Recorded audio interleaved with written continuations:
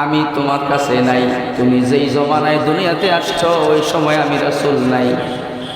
আল্লাহ রাসূল দুনিয়া থেকে চলে যাওয়ার সময় উম্মতকে লক্ষ্য করে বলে গেছেন, আনা ফারাতুকুম আলাল হাউদ ওয়া ইন্নাকুম ওয়ারিদুনা আলাইহি।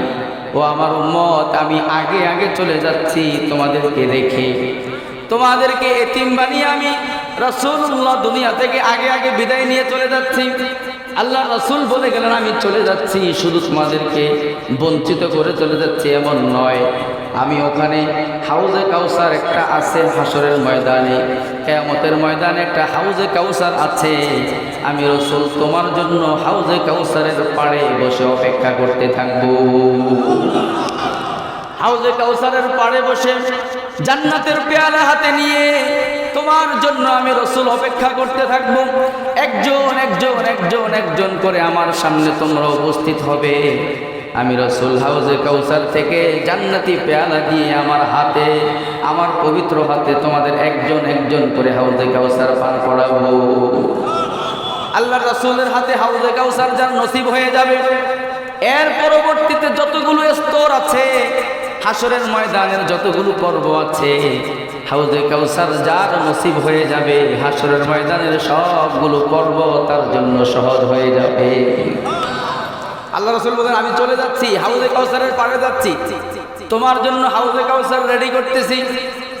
আমরা বললাম, ইয়া রাসূলুল্লাহ, আপনার জমানায় যারা দুনিয়াতে আসলো, যারা মুসলমান হলো, তারা আপনাকে পেল, আপনার সাথে তাদের সকালে যোগাযোগ, বিকালে যোগাযোগ, দিনে যোগাযোগ, রাত্রে যোগাযোগ, তারা আপনার কাছে আসতে পারে, কথাবার্তা বলতে পারে। কিন্তু আপনি চলে যাচ্ছেন, কিয়ামত পর্যন্ত আপনার উম্মত যারা দুনিয়াতে আসবে, জন্ম নেবে, তারা তো আপনার সাথে যোগাযোগ রক্ষা করতে পারবে না, তারা তো আপনাকে দেখতে পারবে না, তারা তাদের কথাগুলো আপনার কাছে শোনাইতে পারবে না। আল্লাহ রাসূল বললেন, ও আমার উম্মত, মন খারাপ করো না, দুনিয়া থেকে আমি চলে যাওয়ার পরেও আমি রাসূলের সাথে কানেক্টিভিটি রক্ষা করার জন্য, আমি রাসূলের সাথে কানেকশন ঠিক রাখার জন্য তোমাদেরকে একটা সবক দিয়ে যাই। যদি আমি রাসূলের সাথে তোমার সংযোগ তৈরি করতে মনে চাই, আমি রাসূলের উপরে একবার দুরূদ পড়বা। আল্লাহর রাসূল বলে দিলেন, ইন্না লিল্লাহি তাআলা মালাইকাতান সাইয়াহিনা ফিল আরদ। আল্লাহ রাব্বুল আলামিন জমিনের মধ্যে বিশেষ একদল ফেরেশতা নিয়োগ দিয়েছেন। এই ফেরেশতারা পূর্ব থেকে পশ্চিম পর্যন্ত চলাফেরা করতে থাকে, খুঁজতে থাকে কোন মজলিসের মধ্যে আল্লাহর রাসূলের উপরে দরুদ পড়া হয়। যেই মজলিসে দরুদ পড়া হয়, ওই মজলিসে উপস্থিত হয়ে যায়। ওখানে গিয়ে দরুদগুলো তারা সংগ্রহ করে। যে দরুদ পড়লো তার নাম লেখা হয়, তার বাবার নাম লেখা হয়, তার এলাকার ঠিকানা লেখা হয়। একটা কাগজের মধ্যে দরুদটা লেখে, যতবার পড়েছে অতটা সংখ্যা লেখা হয়। এই দরুদটা লিখে সঙ্গে সঙ্গে মদিনায় রওজায়ে আতহারের মধ্যে পৌঁছে আল্লাহর রাসূলের সামনে পেশ করে বলে, ইয়া রাসূলুল্লাহ, পৃথিবীর অমুক প্রান্ত থেকে আপনার উম্মতের অমুকের ছেলে অমুক আপনার উপরে এতবার দরুদের হাদিয়া পাঠিয়েছে। তাহলে আপনি যখন দরুদ পড়বেন, সঙ্গে সঙ্গে আপনার নাম, আপনার বাবার নাম কোথায় চলে যায়? মদিনায়। কোথায় চলে যায়? মদিনায় চলে যায়।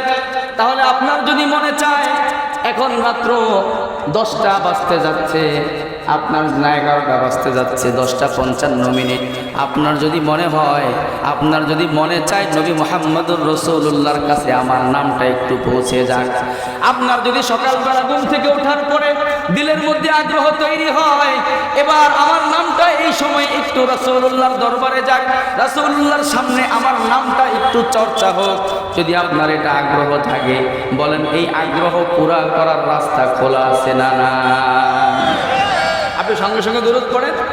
সঙ্গে সঙ্গে দরুদ পড়ার, আল্লাহ রাসূলের দরবারে আপনি দরুদ পড়তে দেরি, আপনার নাম, আপনার বাবার নাম রাসূলের দরবারে পৌঁছতে দেরি হবে না। এইখানে দরুদ পড়বেন তো ইনশাআল্লাহ। যত অসুবিধা হয়, যত বিপদ হয়, যত ঝামেলা হয়, দরুদ পড়তে থাকেন। এক সাহাবী আল্লাহ রাসূল সাল্লাল্লাহু আলাইহি ওয়াসাল্লামের কাছে বলতেছে, ইয়া রাসূলুল্লাহ, আমি তো জিকির আজকার বিভিন্ন ধরনের আমল করি, এই জিকির আজকার আমলগুলোর মধ্যে কি পরিমাণ সময় দরুদ পড়ব আর কি পরিমাণ অন্যান্য দোয়া পড়ব? তো আল্লাহ রাসূল বলেছেন, তোমার যতটুকু মন চায় তুমি করতে পারো দরুদ। তো বলছি ইয়া রাসূলুল্লাহ আমি যদি 4 ভাগের 1 ভাগ আপনার দুরূদের জন্য বরাদ্দ করি, আল্লাহ রাসূল কয় ভালো, তবে এর চাইতে আরেকটু বেশি হইলে আরো ভালো। ওই সাহাবী বলে ইয়া রাসূলুল্লাহ যদি 3 ভাগের 1 ভাগ সময় দুরূদের জন্য বরাদ্দ করি তাহলে কেমন হয়? আল্লাহ রাসূল বললেন ভালো, যদি এর চাইতে বেশি হয় তাহলে আরো ভালো। ওই সাহাবী বলে ইয়া রাসূলুল্লাহ যদি 2 ভাগের 1 ভাগ দুরূদের জন্য বরাদ্দ করি কেমন হয়? আল্লাহ রাসূল বললেন ভালো, যদি আরো বেশি করো তাহলে আরো ভালো। সাহাবী আস্তে আস্তে লিমিট বাড়াচ্ছে, শেষে গিয়া বলে ইয়া রাসূলুল্লাহ আমি যদি আমার দোয়া দুরূদের অতিরিক্ত আমলের পুরো সময়টাকে আপনার দুরূদের মধ্যে কাটাই তাহলে কেমন হয়? আল্লাহ রাসূল বললেন তাহলে কেমন হয় শোনো, ইদান ইউকফা হাম্মুকা ওয়া ইউগফারু যামবুকা, তুমি যদি পুরো সময়টাকে আমি রাসূলের দুরূদের উপরে কাটাইতে পারো আল্লাহ তাআলা তোমাকে 2টা পুরস্কার দান করবেন। একটা পুরস্কার হলো তোমার দুনিয়ার সব পেরেশানি দূর করে দিবেন। পেরেশানি আছে না নাই? পেরেশানি শেষ নাই, এক একজনের এক এক রকম পেরেশানি। ধনী তার মাল হেফাজতের জন্য পেরেশান, গরিব মাল জমা করার জন্য পেরেশান, টাকাওয়ালা টাকার কারণে পেরেশান, টাকা যার নাই টাকা না থাকার কারণে পেরেশান, বিয়ে করে নাই বিয়ে করার জন্য পেরেশান, বিয়ে করার পরে বউ নিয়ে পেরেশান আছে না নাই? জায়গার মালিক হয় নাই, জায়গা বানানোর জন্য পেরেশান, জায়গা ক্রয় করার পরে এবার জমিন নিয়ে পেরেশান, বাড়ি করে নাই বাড়ি করার জন্য পেরেশান, বাড়ি করার পরে এবার বাড়ি রক্ষা করা নিয়ে পেরেশান, ব্যবসা দেয় নাই ব্যবসা দেওয়ার জন্য পেরেশান, ব্যবসা দেওয়ার পরে ব্যবসা টিকানোর জন্য পেরেশান, হাজারো লাখ রকমের পেরেশানি আছে। আল্লাহ রাসূল বললেন তুমি বেশি পরিমাণে দুরূদ পড়ো, তোমার সব পেরেশানি দূর করে দিবেন কে? আল্লাহ রাসূল বললেন যদি দুরূদের আমল বেশি করে করো 1 নাম্বার পুরস্কার তোমার দুনিয়ার সব পেরেশানি দূর হয়ে যাবে। 2 নাম্বার পুরস্কার ওয়া ইউগফারু যামবুকা, দুনিয়াতে চলতে গিয়ে তোমার যত গুনাহ হয় যত অপরাধ হয় কিয়ামতের ময়দানে আল্লাহ তাআলা তোমাকে সব গুনাহ থেকে পবিত্র করে তার সামনে উপস্থিত করবে। তাহলে দুরূদের মধ্যে দুনিয়ার পেরেশানি থেকে মুক্তি, এটাই তো দুনিয়া। দুনিয়া থেকে যদি পেরেশানি থেকে মুক্তি যদি মিলে যায় আর কোনো অসুবিধা আছে? দুনিয়াও সেজে গেল, দুনিয়াও অর্জন হয়ে গেল। কিয়ামতের ময়দানে গুনাহ থেকে যদি মাপ মিলে যায় তাহলে আখিরাতও অর্জন হয়ে গেল।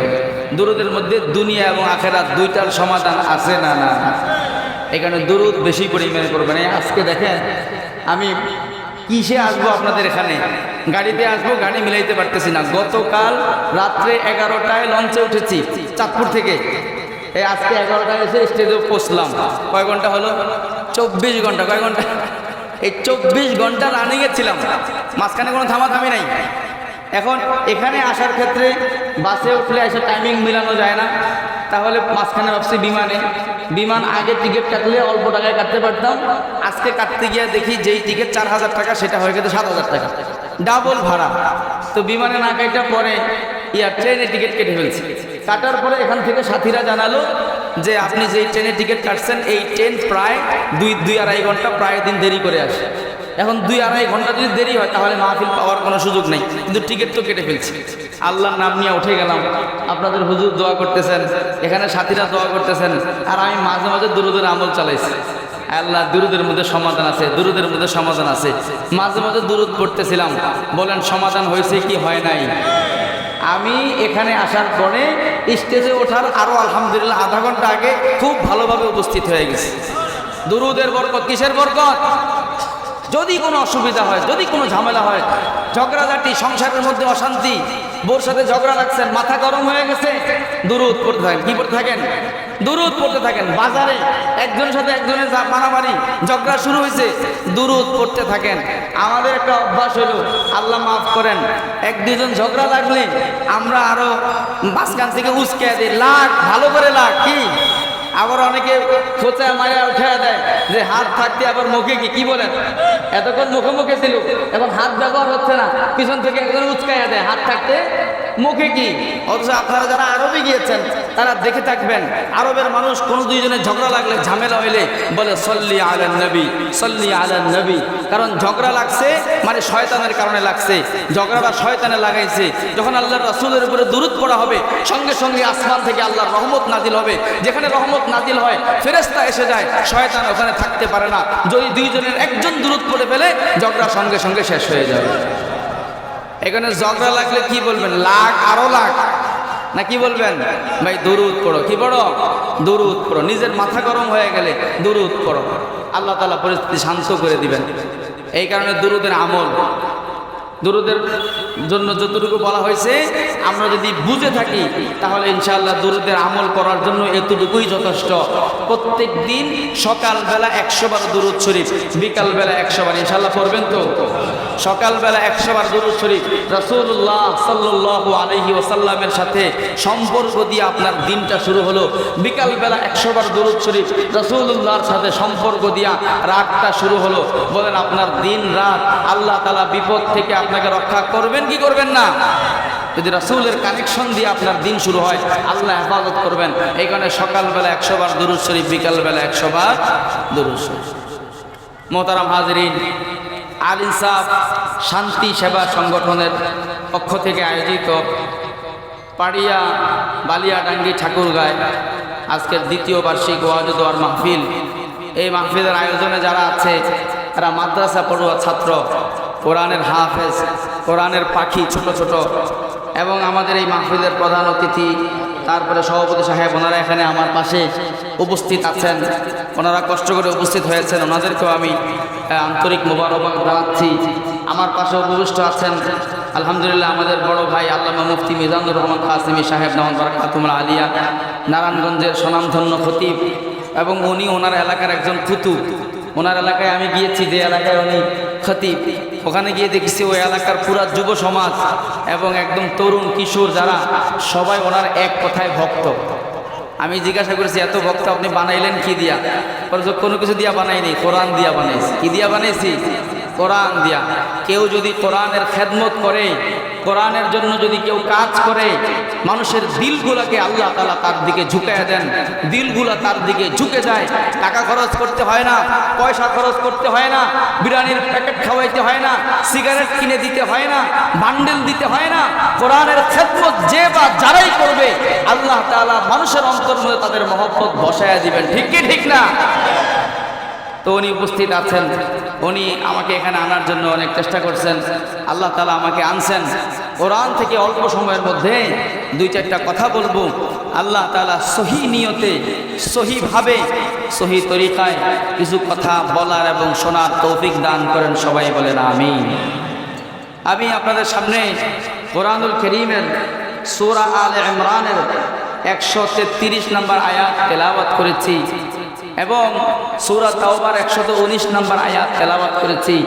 এই 2 আয়াতের আলোকে এবং একটা হাদিস তেলাওয়াত করেছি। এই 2 আয়াত এবং হাদিসের আলোকে কিছু কথা বলবো। মোহতারাম হাজরিন, আমরা মাত্র কয়েকদিন আগে একটা পবিত্র মাসকে বিদায় জানালাম। সেই মাসের নাম কি? রমজানুল মুবারক। রমজানকে আমরা বিদায় জানিয়েছি। রমজান আমাদের মাঝে এসেছিল, আবার রমজান বিদায় নিয়ে চলে গেছে। আল্লাহু আকবার। একজন আল্লাহওয়ালা বুজুর্গ বলতেছিলেন, আমি অবাক হয়ে খেয়াল করলাম যে এইবার রমজানটা যত দ্রুত বিদায় হয়েছে, এর আগের রমজানগুলো এত দ্রুত বিদায় নাই।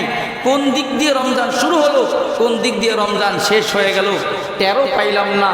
এই যে রমজান আসলো, রমজান বিদায় হয়ে গেল, এই রমজানের মধ্যে আল্লাহ তাআলার এক বিশাল দল, আল্লাহ তাআলার বান্দাদের একটা বিশাল দল এই রমজানের মধ্যে অনেক কিছু কামাই করে ফেলেছে।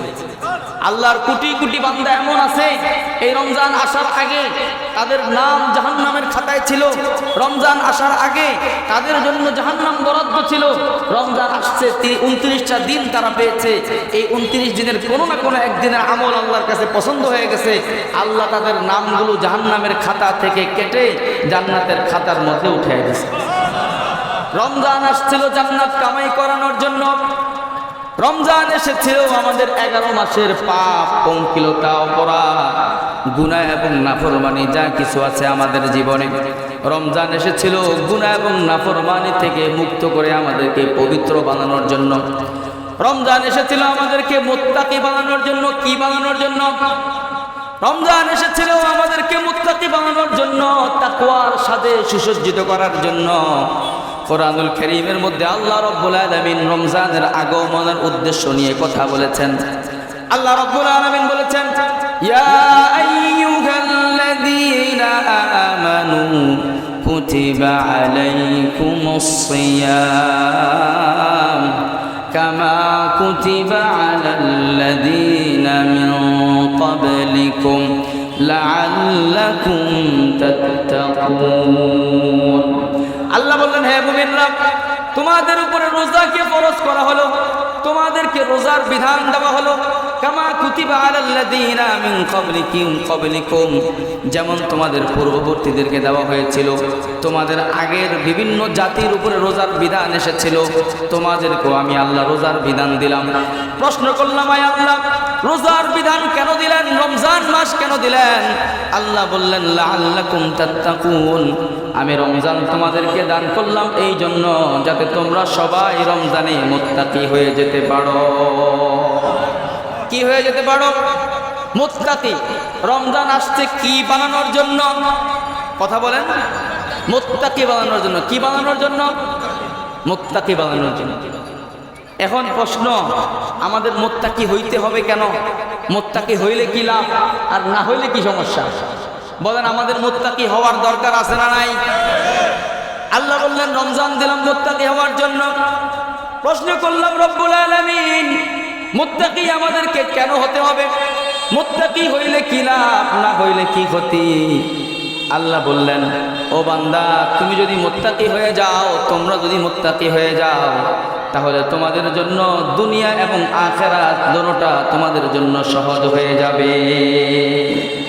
আর যদি মুত্তাকি তুমি না হতে পারো, তাকওয়া দ্বারা যদি তোমার জীবন সুসজ্জিত না হয়, তাহলে দুনিয়াতেও তোমার মুক্তি নাই, দুনিয়াতেও তোমার শান্তি নাই, মৌতের পরেও তোমার জন্য শান্তির ব্যবস্থা নাই। মুত্তাকিদের জন্য দুনিয়াও শান্তিপূর্ণ, আখিরাতেও শান্তিপূর্ণ। দুনিয়াতেও সুখ, আখিরাতেও সুখ। দুনিয়ার সুখ কাদের জন্য? মুত্তাকিদের জন্য। কাদের জন্য? আখিরাতের সুখ কাদের জন্য? আপনারা বলেন যে যারা মুত্তাকি হবে, তাকওয়াওয়ালা যারা হবে, তারা দুনিয়াতে কষ্টে থাকবে, শুধু আখিরাতে গিয়ে সুখ পাবে এমন, নাকি দুনিয়া এবং আখিরাত দোনো জায়গায় তারা শান্তিতে থাকবে? তাকওয়ার মধ্যে দুনিয়া এবং আখিরাত দোনো জায়গার সুখ আছে, দোনো জায়গার শান্তি আছে। যদি কেউ মনে করে যে মুত্তাকি হওয়ার মধ্যে লাভ শুধু আখিরাতের, আখিরাতে গেলে সুখে থাকবো, দুনিয়াতে সুখ নাই, তাহলে সে ভুল জানে, তার ধারণা ভুল। আল্লাহ তাআলা তাকওয়ার মধ্যে শান্তি রাখছেন, প্রথমে দুনিয়ার শান্তি, এরপরে আখিরাতের শান্তি। দুনিয়া এবং আখিরাত দোনো জায়গায় শান্তির ব্যবস্থা আল্লাহ তাকওয়ার মধ্যে রেখে দিয়েছেন। আমার গত কয়েকদিন আগে বাংলাদেশের এই যে শিক্ষা অধিদপ্তরের তত্ত্বাবধানে একটা প্রোগ্রাম হয়েছিল, যারা উপরের লেভেলের কিছু শিক্ষকদেরকে নিয়ে আমার এই মাদ্রাসার পাশেই শিক্ষা অধিদপ্তরের অধীনে একটা অফিস আছে, ওই অফিসের তত্ত্বাবধানে একটা প্রোগ্রাম হয়েছিল। এরকম অনেক মানুষ ছিলেন, তারা সবাই কোনো না কোনো সরকারি শিক্ষা প্রতিষ্ঠানের সাথে সম্পৃক্ত, সবাই একদম উপরি লেভেলের শিক্ষিত ব্যক্তি, হায়ার লেভেলের গ্র্যাজুয়েশন কমপ্লিট করা পার্সন সবাই। ওনাদের সামনে আমার কিছু কথা বলার সুযোগ হয়েছিল, তো আমি ওনাদেরকে বললাম যে দেখেন, আপনারা সবাই এখানে শিক্ষিত মানুষ, মানুষ গড়ার কারিগর, তুলারাম কলেজের প্রফেসর, অমুক নারায়ণগঞ্জ কলেজের প্রভাষক, অমুক কলেজের তুমক, এরকম বড় বড় ব্যক্তি। তো দেখেন, আপনারা সবাই গুরুত্বপূর্ণ ব্যক্তি, শিক্ষিত মানুষ। আমি আপনাদের সামনে কি কথা বলবো? আমি একজন মোল্লা মানুষ, একজন হুজুর, কোরআন হাদিস পড়েছি, কোরআনের তাফসীর শিখেছি, বাস এতটুকু। এখন আমি আপনাদেরকে একটা কথা বলি, আমরা যারা জেনারেল লাইনে শিক্ষিত, দুনিয়া নিয়ে যারা আমরা আছি, আমরা দুইটা ভাগ করে ফেলছি, যে হুজুররা আছে আখিরাত নিয়ে, আখিরাতে হুজুররা ভালো থাকবে, আখিরাত হুজুররা করবে, আখিরাতে হুজুররা সুখে থাকবে। আর আমরা আছি দুনিয়া নিয়ে, আমরা আছি কি নিয়ে? দুনিয়া নিয়ে। আমরা একটা ভাগ করে ফেলছি, এক অংশ দুনিয়া নিয়ে আসি, আর এক অংশ আখিরাত নিয়ে আসি। আমরা দুনিয়া নিয়ে যেহেতু আছি, আমরা দুনিয়াতে ভালো থাকবো, হুজুররা যেহেতু আখিরাত নিয়ে আছে, হুজুররা আখিরাতে ভালো থাকবে, দুনিয়াতে খারাপ থাকবে। এই ধারণাটা ভুল। এই ধারণা ঠিক নয়। আমি আপনাদেরকে আখিরাতমুখী জীবনের দাওয়াত দিতেছি, শুধু আখিরাতে ভালো থাকার জন্য না, তাকওয়ার জীবনের দাওয়াত দিতেছি, শুধু মওতের পরে ভালো থাকার জন্য না। কেউ যদি দুনিয়াতে ভালো থাকতে চায়, দুনিয়ার ভোগ বিলাস যদি পূর্ণরূপে ভোগ করতে চায়, দুনিয়ার শারীরিকভাবে যদি সুখী হতে চায়, মানসিকভাবে যদি সুখী হতে চায়, দুনিয়াতে আল্লাহ তাআলা যত উপকরণ দিয়েছেন, আসবাব দিয়েছেন, রিজিক দিয়েছেন, এগুলা নিয়ে যদি কেউ সুখী হতে চায়, তাহলে তার তাকওয়া ছাড়া কোনো বিকল্প না। একজন মানুষ হাজার কোটি টাকা সম্পদের মালিক, কিন্তু তার কাছে তাকওয়া নাই, সে তাকওয়াওয়ালা জীবনের অধিকারী না। হাজার কোটি টাকার মধ্যে সে কোনোদিন সুখ এবং শান্তি পাবে না, ঠিক কিনা? যদি দুনিয়ার সুখ কেউ পেতে চায়, তাহলে তাকেও মুত্তাকি হতে হবে। তাকওয়া ছাড়া দুনিয়ার সুখ পাওয়ার সুযোগ। এই কারণে দেখেন আল্লাহ রাব্বুল আলামিন ভাগ করেন নাই, আল্লাহ দুনিয়া এবং আখিরাত দুটোটাকে একত্রিত করেছেন। সূরা বাকারার মধ্যে আল্লাহ তাআলা আমাদেরকে দোয়া শিখিয়েছেন। দোয়াটা আপনারা সবাই জানেন, রব্বানা আতিনা ফিদ দুনিয়া হাসানাতাও ওয়া ফিল আখিরাতি হাসানা ওয়া কিনা আযাবান নার। এই দোয়াটা আমরা সবাই পারি, সবাই জানি, সবাই করি। দোয়াটা আল্লাহ শিখিয়েছেন, কোরআনের মধ্যে এসেছে। আল্লাহ দোয়া শিখাইলেন আমাদেরকে, ও বান্দা তুমি আমার কাছে এভাবে দোয়া করো, রব্বানা আতিনা ফিদ দুনিয়া হাসানা, আয় আল্লাহ আপনি আমাকে দুনিয়াতেও সুখের জীবন দান করেন, ওয়া ফিল আখিরাতি হাসানা, আখিরাতেও সুখের জীবন দান করেন। বোঝা গেল দুনিয়াতেও সুখের জীবন এটা আল্লাহ দিতে চান, আখিরাতেও সুখের জীবন আল্লাহ দিতে চান। আল্লাহ আমাদেরকে এটা বলেন নাই, তোরা যারা মুমিন শুধু আখিরাতে আইসা সুখ করবি, দুনিয়াতে তোগো সুখের দরকার নেই। আল্লাহ কিন্তু এটা বলেন নাই। বলেন আল্লাহ দুনিয়ারে বাদ দিয়েছেন? আল্লাহ দুনিয়াকে বাদ দিয়েছেন, বরং আল্লাহ দুনিয়াও চাইতে বলছেন, আখিরাতও চাইতে বলছেন। আবার আল্লাহ দুনিয়াটা আগে বলছেন, দুনিয়াটা আগে কি বলছেন? রব্বানা আতিনা ফিদ দুনিয়া হাসানা। এখন আল্লাহ আমাদেরকে দোয়া শিখাইলেন, তুমি দুনিয়াতেও হাসানা চাও, হাসানা মানে সুখী জীবন, হাসানা মানে সুখী জীবন, ওয়া ফিল আখিরাতি হাসানা, আখিরাতেও সুখী জীবন দান করেন। আমরা জিজ্ঞাসা করলাম, আয় আল্লাহ দুনিয়াতেও সুখ পাবো, আখিরাতেও সুখ পাবো, সেটা কোন জীবন, কিভাবে পাবো? আল্লাহ বললেন, ওয়া মাইয়াত্তাকিল্লাহ ইয়াজআল লাহু মাখরাজা ওয়া ইয়ারযুকুহু মিন হাইসু লা ইয়াহতাসিব। ও বান্দা তুমি যদি তাকওয়ার উপরে উঠে যাও, তুমি যদি তাকওয়া দ্বারা তোমার জীবনকে সাজাও, ইয়াজআল লাহু মাখরাজা, তোমার জীবনে যত সংকট তৈরি হবে সব সংকট থেকে মুক্তির রাস্তা আমি আল্লাহ তোমাকে দেখায়া দেব। ওয়া ইয়ারযুকুহু মিন হাইসু লা ইয়াহতাসিব, এমন জায়গা থেকে তোমাকে রিজিক দান করব যেই জায়গার কল্পনাও তুমি করো না। তাহলে তাকওয়ার মধ্যে দুনিয়ার সুখ আছে না নাই? আবার আল্লাহ বলতেছেন, আর আখিরাতে আসার পরে মৌতের পরের যে জীবন, এই পুরোটা জীবন আমি শুধু মুত্তাকিনদের জন্যই বানায় রাখছি। বল আখিরাতুল লিল মুত্তাকিন, আখিরাতের পরিণাম, আখিরাতের প্রতিদান, প্রতিফল, সুখ এটা শুধু মুত্তাকিনদের জন্য।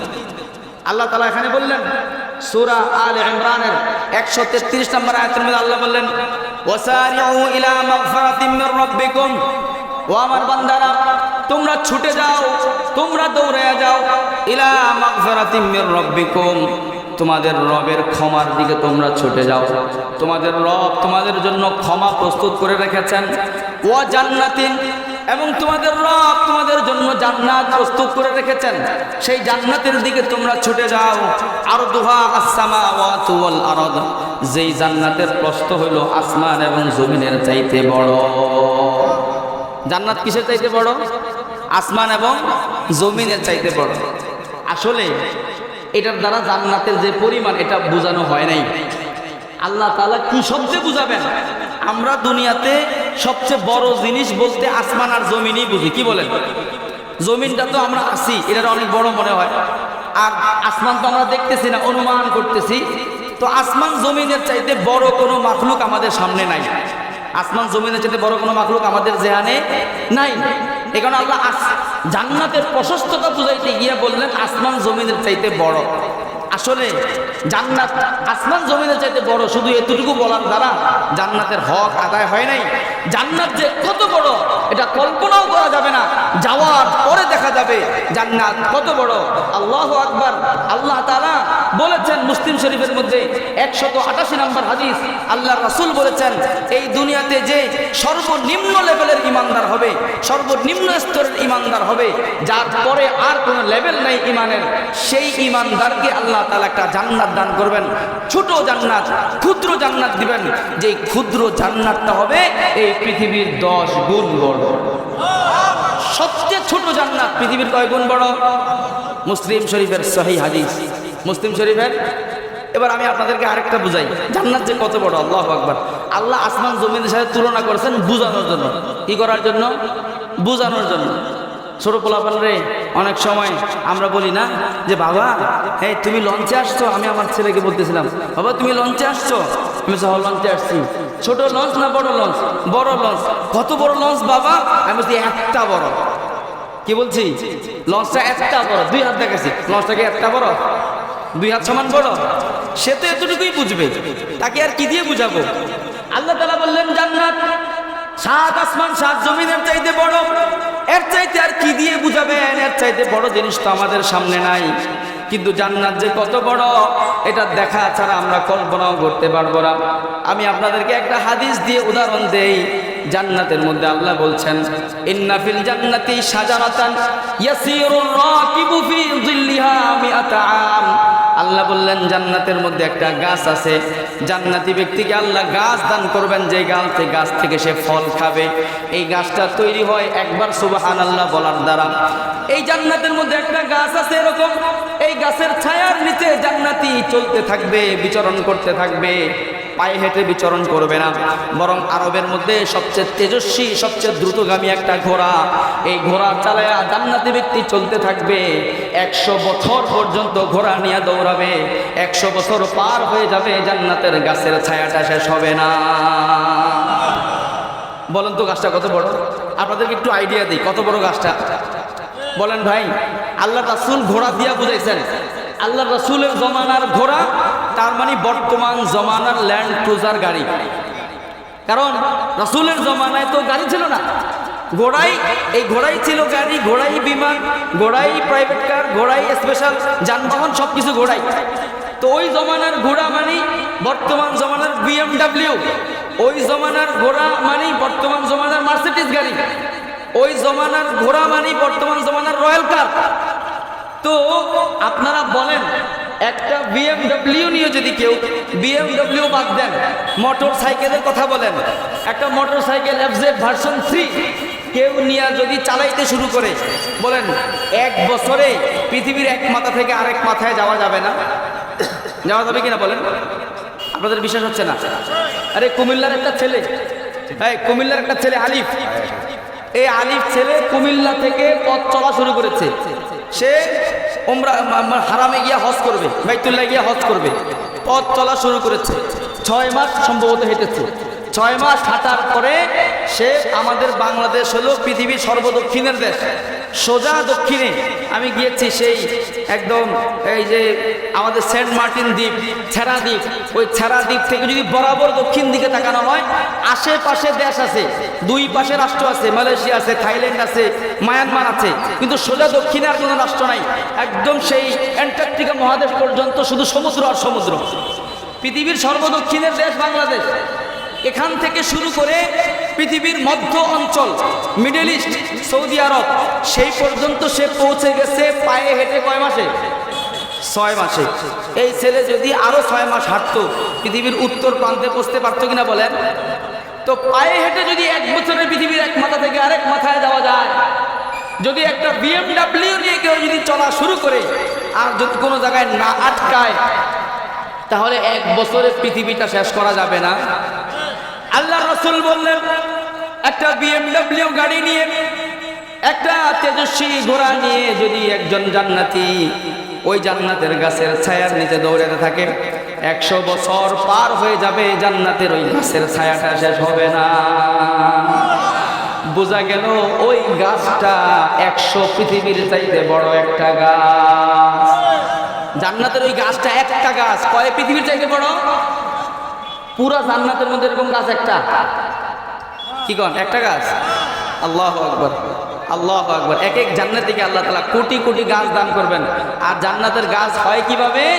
জান্নাতের গাছ হয় দুনিয়াতে আপনি একবার সুবহানাল্লাহ বলেন, আমার সাথে একবার বলেন সুবহানাল্লাহ, সুবহানাল্লাহ, সুবহানাল্লাহ, সুবহানাল্লাহ।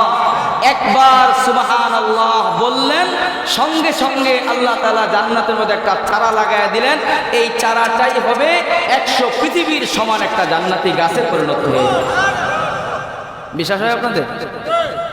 আল্লাহ রাসূল সাল্লাল্লাহু আলাইহি ওয়াসাল্লাম মেরাজের রাত্রে মেরাজে গেলেন। প্রথম আসমান ভ্রমণ করলেন, দ্বিতীয় আসমান ভ্রমণ করলেন।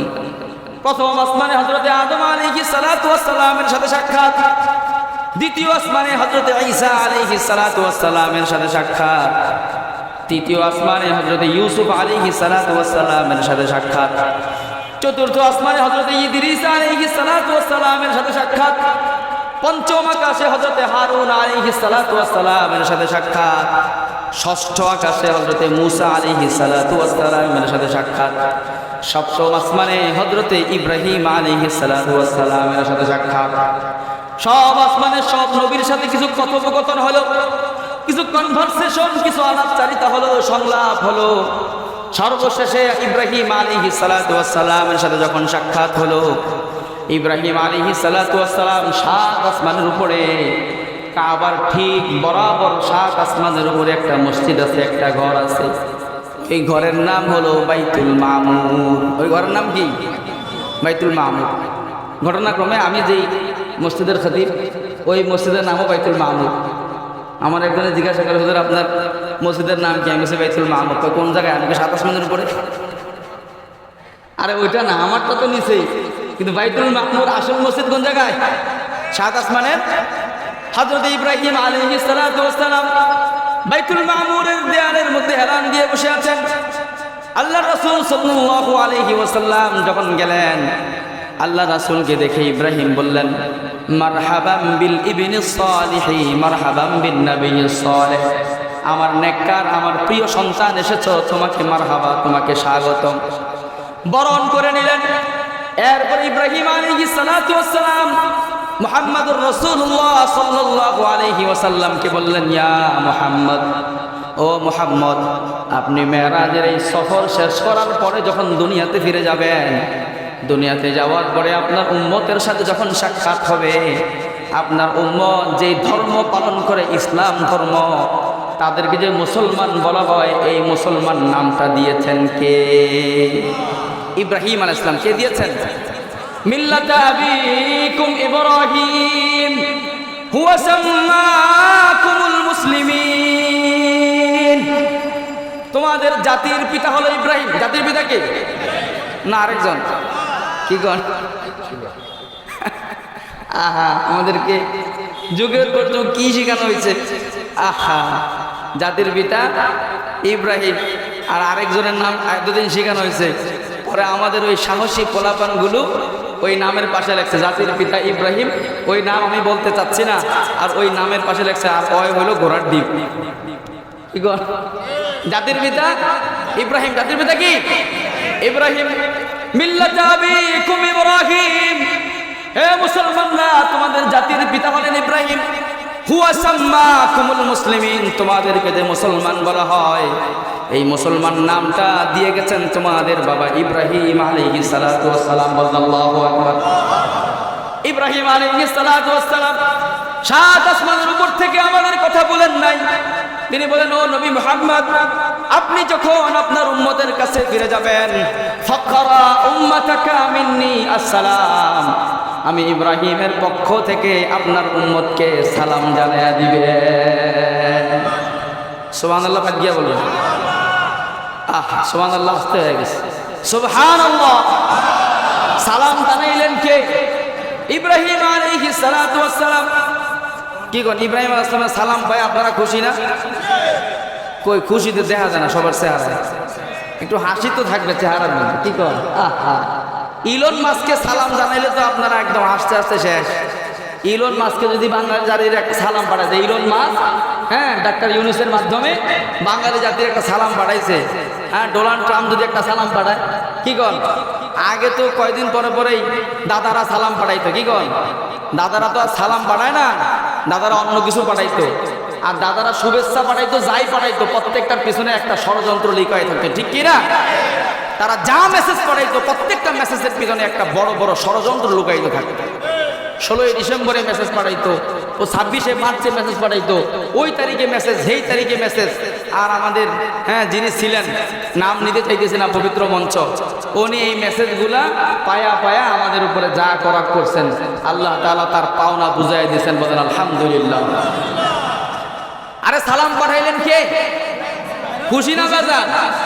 7 আসমানের উপর থেকে ইব্রাহিম সালাম পাঠাইছে। এই সালামের কথা ইব্রাহিম আলাইহিস সালাম যে সালাম দিছে, এত মোবারক জিনিস, এর আগে আপনারা শুনছেন কি শুনেন নাই আমি জানি না। সালামের কথা শুনছেন আরো? মাশাআল্লাহ। তো সালাম এর জবাব দিতে হবে কিনা বলেন? জবাব কেমনে দিবেন? জবাব হাদিসের মধ্যে আসছে, জবাব হইল ও আলাইহি ওয়া আলা নাবিয়িনা আলাইহিস সালাতু ওয়াস সালাম। আমার সাথে সাথে বলেন, ও আলাইহি ওয়া আলা নাবিয়িনা আলাইহিস সালাতু ওয়াস সালাম। ইব্রাহিম আলাইহিস সালাতু ওয়াস সালাম আল্লাহর রাসূল সাল্লাল্লাহু আলাইহি ওয়াসাল্লামের মাধ্যমে আমাদেরকে সালাম পাঠালেন, আমরা সালাম পেয়ে গেলাম। এবার বললেন, ও মুহাম্মদ, আপনার উম্মতকে সালাম পৌঁছানোর পরে আমি ইব্রাহিমের পক্ষ থেকে একটা মেসেজ পৌঁছায় দিবেন। আপনি তাদেরকে গিয়া বলবেন, ইন্নাল জান্নাতা তাইয়্যিবাতুত তুরবা ওয়া আযবাতুল মা ওয়া ইন্নাহা লাকিআন। আপনার উম্মতকে গিয়া বলবেন, আপনার উম্মতের জন্য আল্লাহ যেই জান্নাত রেডি করে রেখেছেন, ওই জান্নাতের জমিন বড় উর্বর জমিন। ওই জান্নাতের জমিনের মধ্যে সার অনেক ভালো, আযবাতুল মা পানি অনেক মিষ্টি, জান্নাতের উর্বর ক্ষমতা অনেক ভালো।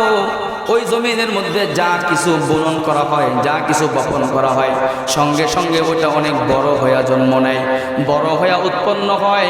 ওয়াইন্নাহা লাকিআন। কিন্তু তাদেরকে বলে দিবেন, জান্নাতের জমিন হলো খালি শূন্য ময়দান, জান্নাতের জমিনের মধ্যে কোনো গাছ নাই। আপনার উম্মত যখন জান্নাতে আসবে, উম্মত জান্নাতের গাছ থেকে ফল খাওয়া লাগবে, সেই ফলের গাছ কিন্তু দুনিয়ায় থাকতেই লাগায় আসতে হবে। ফল খাওয়ার জন্য গাছ লাগানোর দরকার আছে না নাই? না গাছ না লাগাই ফল খাইবেন? আগে একটা দল আছিল, এরা না লাগায় খাইতে চাইতো, কি করে না লাগায় খাওয়ার সিস্টেম হইলো, আরেকজনে লাগাবে আমি গিয়া সিরা নিয়ে আসবো, কি কর আরেকজনে খেত করতো, হেরা গিয়া দাম দেয়া নিয়ে আসতো। বাধা দিলে মারামারি, বাধা দিলে কি মারামারি। যদি বলা হতো যে তোমরা কোন অধিকারে, বলতো যে এটা আমাদের দলীয় অধিকার, কারণ যেহেতু আমরা অমুকের দল করি, সুতরাং আমরা যা নেব সবটাই আমাদের মালিকানা। এরকম কথা বলুন না, লোক এক সময় ছিল কি ছিল না? আল্লাহ তাআলা সেই পরিস্থিতি যেন কিয়ামতের আগ পর্যন্ত বাংলাদেশে আর না আনে, বললাম আমিন। গাছ ফল খাওয়ার জন্য গাছ লাগাইতে হবে। এখন জান্নাতে গিয়ে ফল খাবেন, এখন জান্নাতে গিয়ে যেই গাছের থেকে ফল খাবেন, সেই ফলের গাছটা কি আপনি কোন জায়গায় লাগাবেন? দুনিয়াতে লাগাবেন না ওই জমিনের মধ্যে লাগাইতে হবে। ওই জমিনের মধ্যে লাগাইবেন কেমনে? আখিরাতে গিয়া তো লাগানো যাবে না, এখান থেকে লাগাইয়া যাইতে হবে। এখান থেকে লাগাইবেন কিভাবে? জমিন হইল জান্নাতে, আপনি আছেন দুনিয়াতে, জমিনের কাছে যাবেন কিভাবে? চারা লাগানোর জন্য সেখানে পৌঁছবেন কিভাবে?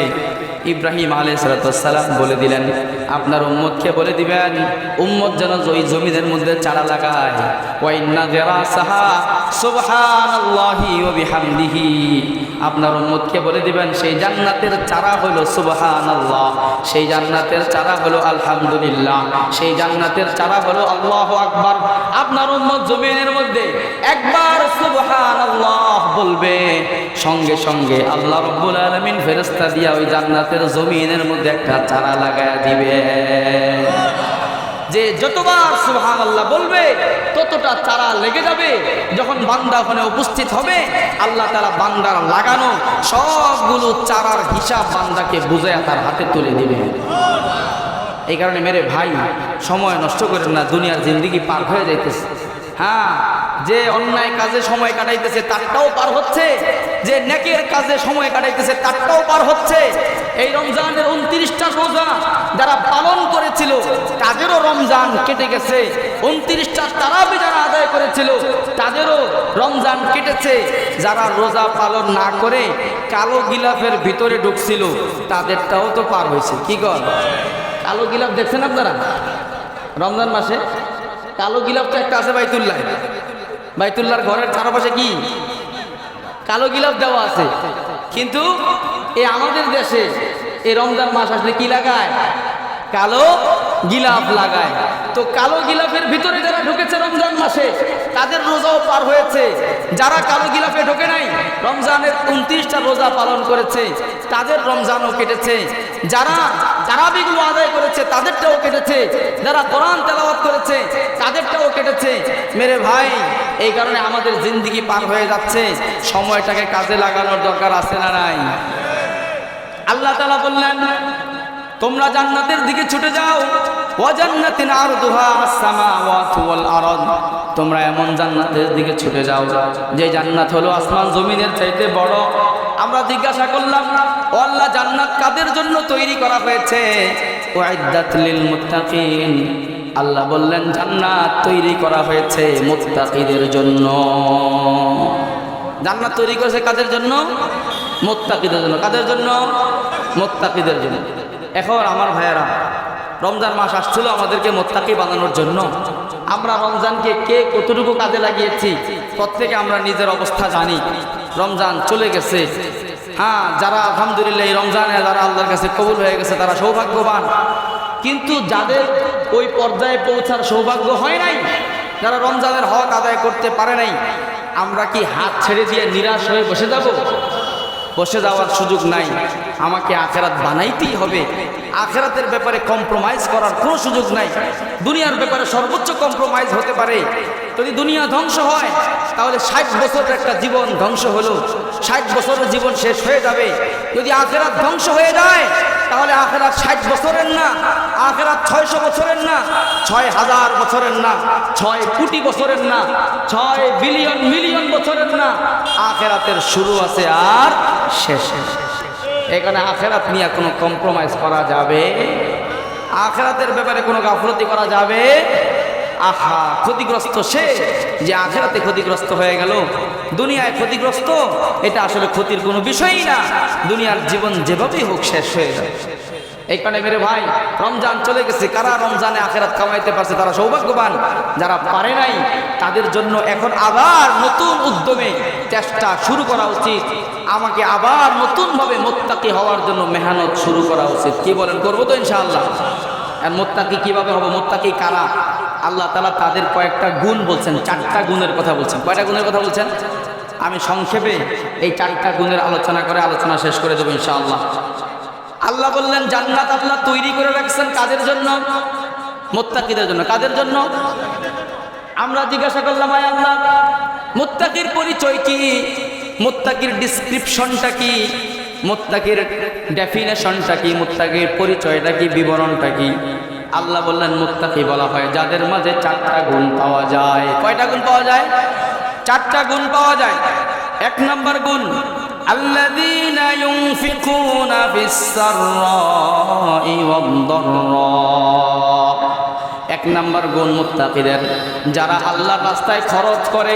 ফিস-সাররাই ওয়াদ-দাররাই, সচ্ছল থাকলেও খরচ করে, অসচ্ছল হলেও খরচ করে, ধনী হলেও খরচ করে, গরিব হলেও খরচ করে, টাকা পয়সা যখন ভরপুর থাকে তখনও খরচ করে, যখন পয়সা কম থাকে তখনও খরচ করে। এটা কয় নাম্বার গুণ?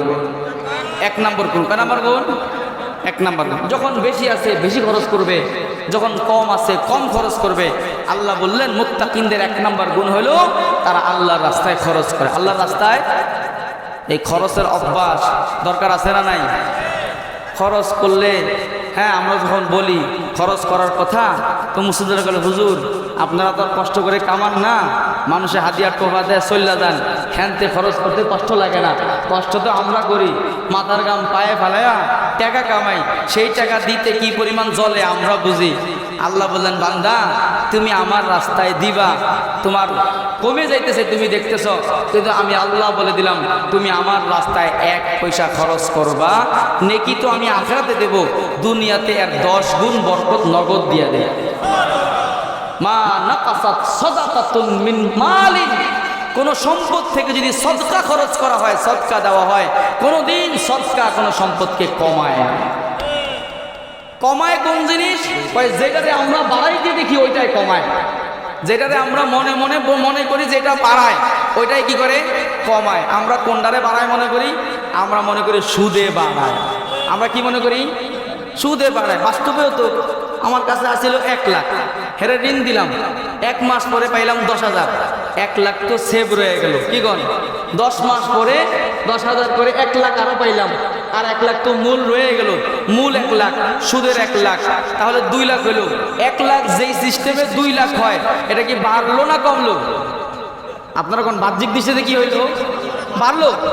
আল্লাহ কয় বান্দা তুমি দেখতেছ সুদ তোমাকে বাড়িয়ে দিয়েছে, সুদের দ্বারা তোমার বেড়ে গেছে, কিন্তু আমি আল্লাহ বললাম সুদ দ্বারা কোনোদিন সম্পদ বাড়ে না। ইয়ামহাকুল্লাহুর রিবা ওয়া ইউরবিস সাদাকাত। আল্লাহ বললেন আমি আল্লাহ সিদ্ধান্ত নিয়েছি, আমি আল্লাহ সিদ্ধান্ত নিয়েছি, আমি আল্লাহ সুদকে অবশ্যই ধ্বংস করে দেব, আর সদকার সম্পদকে আমি আল্লাহ বাড়াইয়া দেব। যেই সম্পদ আল্লাহ ধ্বংস করবে বলছে, পৃথিবীর কারো ক্ষমতা আছে এটারে আল্লাহ বাঁচাইতে পারে? সুদকে ধ্বংস করবেন কে বলছেন? ইয়ামহাকুল্লাহুর রিবা, আল্লাহ সুদকে ধ্বংস করে দিবেন। এমন বলে কই আমি তো দেখলাম ধ্বংস হয় নাই, 1 লাখ ওয়ালা 2 লাখের মালিক হয়েছে। আল্লাহ বলেন তুমি দেখবা না, আমি আল্লাহ যদি ধ্বংস করাইতে চাই, সিস্টেমের অভাব আমি আল্লাহর কাছে নাই।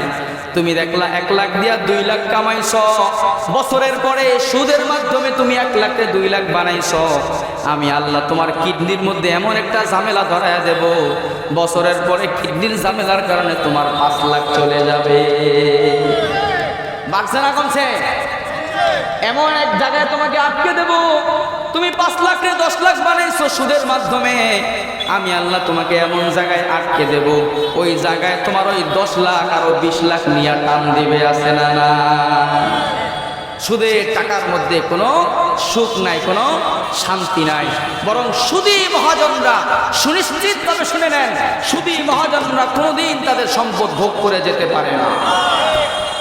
ইয়ামহাকুল্লাহুর রিবা। তাহলে আমরা যেটাকে বাড়ায় দেখি, আল্লাহ বললেন আমি এটারে কমায় দিই, আর আমরা যেটারে কমায় দেখি যে দান সদকা করলে কমে যায়, আল্লাহ বলেন বান্দা তুই এখান থেকে সরিস না, আখিরাতে তো পাবি, দুনিয়াতে আমি আল্লাহ জিম্মাদারি দিলাম, সদকা তুই করবি 1, আমি আল্লাহ এটাকে 10 গুণ বাড়াই। সদকার দ্বারা বাড়ায়, যারা দেয় আল্লাহর রাস্তায় তাদের কোনোদিন অভাবে পড়তে হয় না। আমরা দেখেছি দাতা যারা, আমরা দেখেছি তারা কখনো অভাবে পড়ে না, আল্লাহ তাদেরকে দিন দিন বাড়াইতেই থাকে। আল্লাহ তাআলা মুত্তাকিনদের 4টা গুণের কথা বললেন। 1 নাম্বার গুণ বললেন আল্লাযীনা ইউনফিকুনা ফিস সাররাই ওয়াদ দাররা, যারা আল্লাহর রাস্তায় খরচ করে। আল্লাহ খরচ করার কথা বললেন। খরচ কোন জায়গায়? আল্লাহর রাস্তায়। কোন জায়গায়? না যাত্রায়, কি সাংস্কৃতিক অনুষ্ঠানে, রুনাল আল্লাহর গানের মজলিসে? কোন জায়গায়? মাহফিলে, মসজিদে, মাদ্রাসায়, এতিমখানায়, হ্যাঁ, দুস্থ অসহায় মানুষদের সেবায়, বিপদগ্রস্ত মানুষের পাশে, রোগী ব্যক্তিদের পাশে, জনসেবামূলক কাজে। জনসেবামূলক কাজে, জনসেবামূলক কাজ, এটা রাসূলের সুন্নাহ, এটা রাসূলের একটা সুন্নাহ। এদিকে যাওয়ার সময় নাই, সুযোগ থাকলে আপনাদেরকে আমি আলোচনা শোনাবো। বলেন যদি কিছু সময় বেশি হয়ে যায় আপনাদের কষ্ট হবে?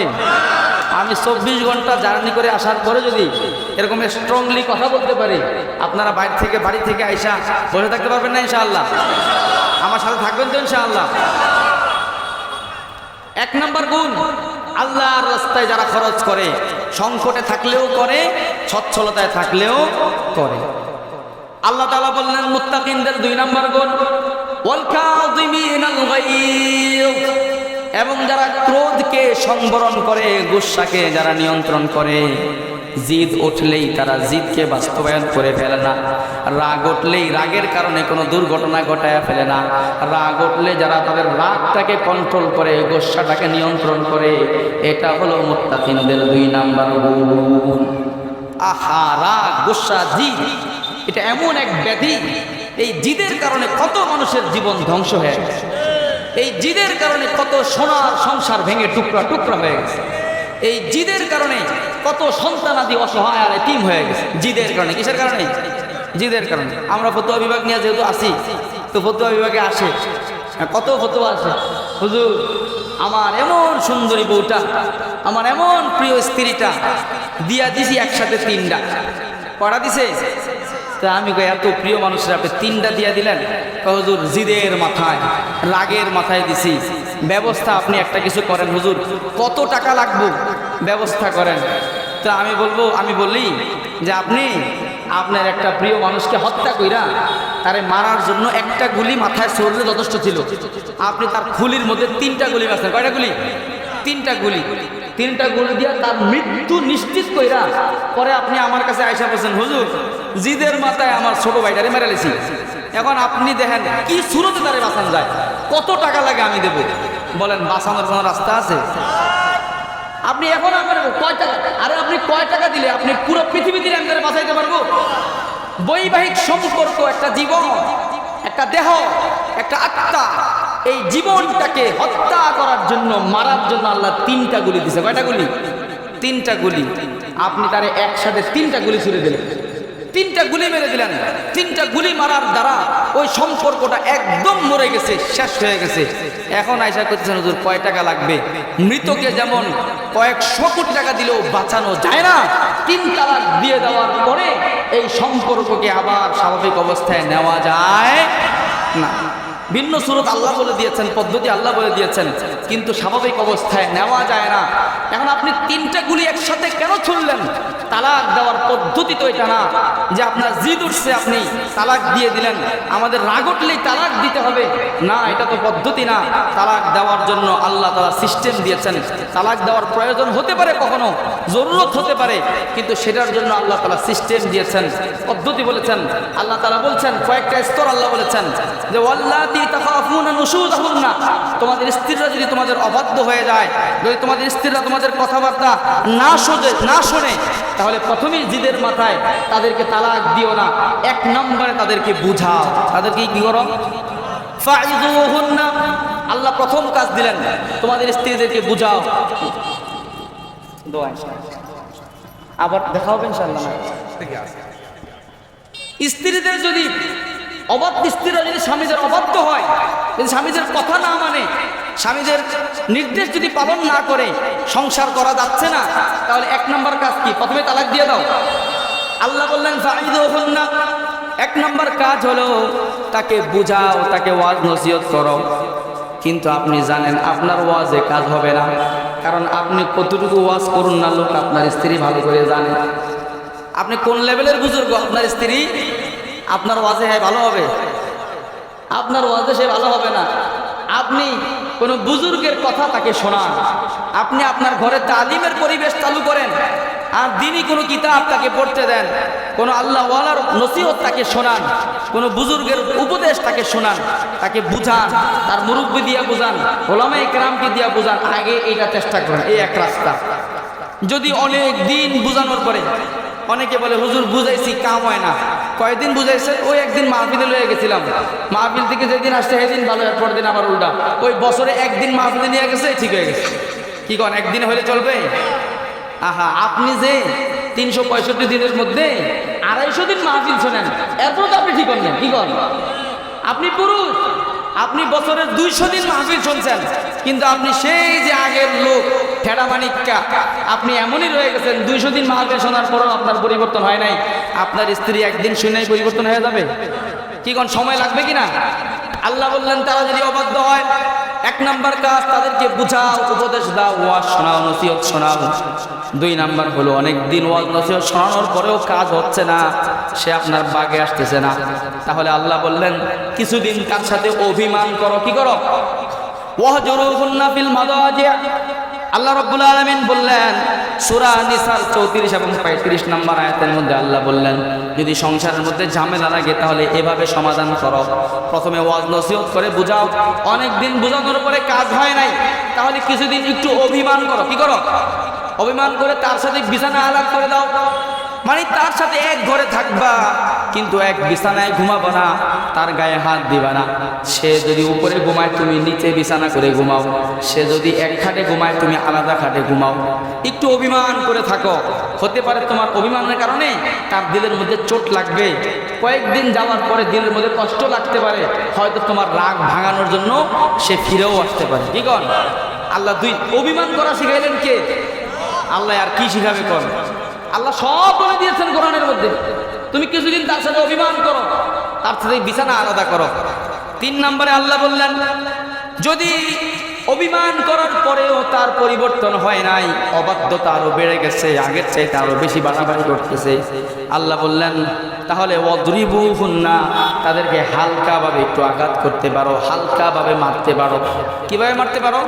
হালকা মাইর, যেই মাইরে গায়ে দাগ না লাগে। চেহারার মধ্যে আঘাত করা যাবে না, স্পর্শকাতর জায়গায় আঘাত করা যাবে না। শরীরের মধ্যে যেই জায়গায় স্পর্শকাতর এবং সেন্সিটিভ না, ওই জায়গায় হালকা মাইর লাগানো যাবে, তবে দাগ যেন না পড়ে, ক্ষত যেন না হয়। কি কর? কিছু লোক আছে মায়ের যখন শুরু করে মনে হচ্ছে সাপ পিড়াইতেছে। কি পিড়ে আছে না নাই? মনে হচ্ছে গরু মারতেছে, আছে না নাই? আল্লাহ রাসূল বলছেন তোমার লজ্জা করে না? দিনের বেলা এমনি মারো, আবার রাত্রে গিয়া হাত দাও কেমনি? কি কর? লজ্জা করে না? দিনের বেলা এমনি তারে কন্যাইলা গুসাইলা, এমনি তারে মারলা, আবার রাত্রে গিয়া তার শরীরে হাত দাও। তোমার তো লজ্জা হওয়া উচিত। লা ইয়াতরিবুহুন্না কিরাম, আল্লাহ রাসূল বলেন যারা ভদ্র, যারা অভিজাত, যারা সম্মানিত মানুষ, তারা স্ত্রীদেরকে এভাবে মারতে পারে। সারাদিন যেই মহিলা আপনার অপেক্ষায় থাকে, আপনার জন্য কষ্ট করে পাক করে বসে থাকে, সামান্য একটু লবণের কমতি হইলে, ডাইলে একটু লবণ বেশি হইলে, কম হইলে আপনি তাকে মাইর শুরু করেন, আল্লাহ রাসূল বলছেন তুমি কখনোই ভদ্র মানুষ হতে পারো। এই কারণে 3 নম্বরে যদি সে অনেক অবাধ্য হয়, ওয়াজে কাজ হচ্ছে না, অভিমানে কাজ হচ্ছে না, তাহলে হালকা পাতলা তাকে মাইর লাগাইতে পারে। 4 নম্বর আল্লাহ বললেন যদি এই 3 প্রসেসে ফাইন আতাআনাকুম, এই 3 তরিকায় যদি সে তোমাদের কথা মেনে নেয়, যদি তোমার অধীন হয়ে যায়, তাহলে ফালা তাবগু আলাইহিন্না সাবিলা, তাহলে আর বাড়াবাড়ি করো না, তার নামে সমালোচনা করো না, তার এলাকার মধ্যে তার বদনাম ছড়ায়ও না। অনেক এরকম বেটারা আছে, ঘরের মধ্যে স্ত্রীর সাথে ঝামেলা হয়, ঝগড়া হয়, পুরা নিজের এলাকা, আত্মীয় স্বজন, বাহিরের লোকের কাছে আইসা বোর বদনাম সকাল থেকে বিকাল পর্যন্ত করতে থাকে। গায়রতহীন পুরুষ, মর্যাদাহীন পুরুষ, নিজের স্ত্রীর বদনাম অন্যের কাছে বলে বেড়ায়, কোনো মর্যাদা থাকলে সেটা বলতে পারতো না। ঠিক কিনা? আল্লাহ বললেন যদি সে মেনে নেয় 3 সিস্টেমে, তাহলে তার ব্যাপারে আর সীমা লঙ্ঘন করো না। এরপর আল্লাহ বললেন 3 পদ্ধতি অবলম্বন করার পরেও কোনো কাজ হচ্ছে না, তাহলে এবার একটা কাজ করো, ফাবআতু হাকামান মিন আহলিহি ও হাকামান মিন আহলিহা। আল্লাহ বলে দিলেন 2 পরিবারের মধ্য থেকে 2 জন বুঝবান, 2 জন দিনদার মুত্তাকি 2 জন ব্যক্তিকে একসাথে বসাও। মেয়ের পরিবারের থেকে একজন নেককার মানুষ, ছেলের পরিবারের থেকে একজন নেককার মানুষ, 2 জনে একটা মজলিসের মধ্যে বসবে, বৈশা পুরো পরিস্থিতি সামনে নিয়ে তারা একটা বিবেচনা করবে। আল্লাহ বললেন ফাই ইউরিদা ইসলাহা, দুজনের মধ্যে যদি মিলায়া দেওয়ার মানসিকতা থাকে, কল্যাণের মানসিকতা থাকে, ইউফিকিল্লাহু বাইনাহুমা, তাহলে আল্লাহ তাআলা এই 2 জনের দিলের কারণে আল্লাহ তাআলা স্বামী স্ত্রীর মাঝে সব বিভেদ দূর করে 2 জনকে আবার মিলাইয়া দিবেন। কে মিলাইয়া দিবেন? আল্লাহ মিলাইয়া দিবেন। যে 2 জনের নিয়ত কি হয়? ভালো হয়। আর এখন 2 জনকে মজলিসের মধ্যে বসায়, কারে বসায়? অমুক দলের নেতা, তমুক দলের নেতা। ওই নেতায় চায়, ছেলের পক্ষের নেতায় চায় মেয়ের পক্ষে কিভাবে কষাইয়া 5 লাখ টাকা উদ্ধার করা যায়। আবার ছেলের পক্ষের মেয়ের পক্ষের নেতায় চায় ছেলের পক্ষে কিভাবে মামলা টামলা দিয়া নাকানি সুবানে খাওয়া ভালো মতো একটা শিক্ষা দেওয়া যায়। বলেন এই যাদের মানসিকতা, এটা কি ভালো মানসিকতা? এই মানসিকতা নিয়ে 2 জন বসলে আল্লাহ মিলাই দিবেন। এই কারণে ম্যাক্সিমাম এই সাংসারিক ঝামেলাগুলো বৈঠকের মধ্যেও সমাধান হয় না, কারণ দুজনের নিয়ত কি নাই? সাফ নাই। এই 4 স্তরে কাজ করার পরেও যদি বনি বনা না হয়, মিল না হয়, তাহলে আল্লাহ বললেন এবার তোমরা সুন্দরভাবে আলাদা হতে পারো। ফাইমসাকুম বিমারুফিন আও তাসরিহুন বিইহসান। এবার যদি তোমরা আলাদা হতে চাও, তাহলে 1 তালাকের মাধ্যমে স্বামী কর্তৃক, ওই পুরুষ কর্তৃক স্ত্রীর যে পাওনা দেনা আছে এগুলো পরিশোধ করে সুন্দরভাবে উত্তমভাবে তাকে মানুষের মতো করে বিদায় দাও। গালি গালা ঝগড়া জাতি মারামারি কেস কালেকশন মামলা হামলা এগুলোর দিকে না গিয়ে এক তালাকে সুন্দরভাবে বিদায় নাও। তাহলে কয়টা স্তর হলো? 5টা স্তর। কয়টা স্তর হলো? 5টা স্তর বাদ দিয়া একদিন ঝামেলা হয়েছে, ঝগড়া করে আপনি মাইরা দিলেন 3টা গুলি। কোরআনের সাথে আপনার আমলের কোনো মিল আছে? আপনি বিপদে পড়বেন না, কে বিপদে পড়বে বলে? এই কারণে এই যে দিয়া জিদের মাথায় 3 তালাক দিয়া চলে আসে। অনেকে তো 3 তালাকও দেয় না, দেয় 100 তালাক। কয় তালাক দেয়? অনেকে 100টা দিয়াও পোষায় না, কয় তোরে দিলাম কেরাক ভর্তি তালাক। কি হযরত আব্দুল্লাহ ইবনে আব্বাস রাদিয়াল্লাহু তাআলা আনহুর কাছে একজন আসছে, আয়েশা কইতেছে যে ইন্নী তাল্লাকতু ইমরাতি মিআতা তাতলিকাতিন, হ্যাঁ আমি আমার স্ত্রীকে হুজুর 100টা তালাক দিছি। কারণ 100 তালাকের কি হবে? তো উনি বলছেন যে 100টার মধ্যে 3টা তোমার স্ত্রীর উপর পড়ছে আর 97টা তোমার পিঠের উপরে পড়ছে। 97টা তোমার, মানে তোমার 97টা ব্যাট লাগানো দরকার। তুমি 100টা তালাক দিয়ে আসছো, নাউজুবিল্লাহি তাআলা। অনেকে তো শুধু স্ত্রীর তালাক দেয় না, স্ত্রীর 14 গোষ্ঠীর তালাক দেয়, আছে না নাই? জিদের কারণে। কিসের কারণে? আল্লাহ তাআলা বললেন মুত্তাকিনদের 2 নাম্বার গুণ হলো ওয়াল কাযিমিনাল গায়দ, যারা ক্রোধকে সংবরণ করে, গোসাকে নিয়ন্ত্রণ করে।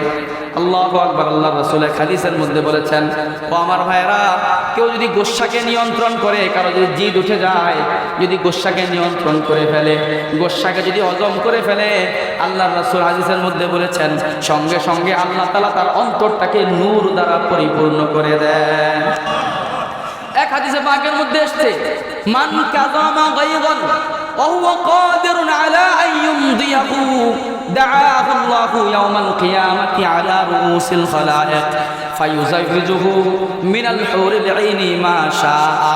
কিয়ামতের ময়দানে আল্লাহ রাব্বুল আলামিন কেউ যদি দুনিয়াতে একটা গোসাকে নিয়ন্ত্রণ করে, একজন মানুষের উপরে জিদ উঠে গেছে, রাগ উঠে গেছে, উদাহরণস্বরূপ রিকশায় আপনি উঠলেন, রিকশায় ওঠার পরে ভাড়া হয়েছে 30 টাকা, রিকশাওয়ালা আপনার কাছে 40 টাকা চাইলো, 50 টাকা চাইলো, জিদ উঠে গেছে।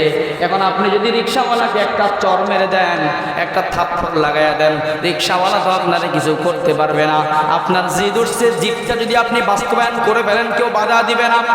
অথবা আপনি এলাকার নেতা, একজন দুর্বল মানুষ আপনার সাথে খারাপ আচরণ করেছে, জিদ উঠে গেছে, আপনি যদি একটা ঘুষি মেরে দেন কেউ আপনাকে কিছু বলবে না।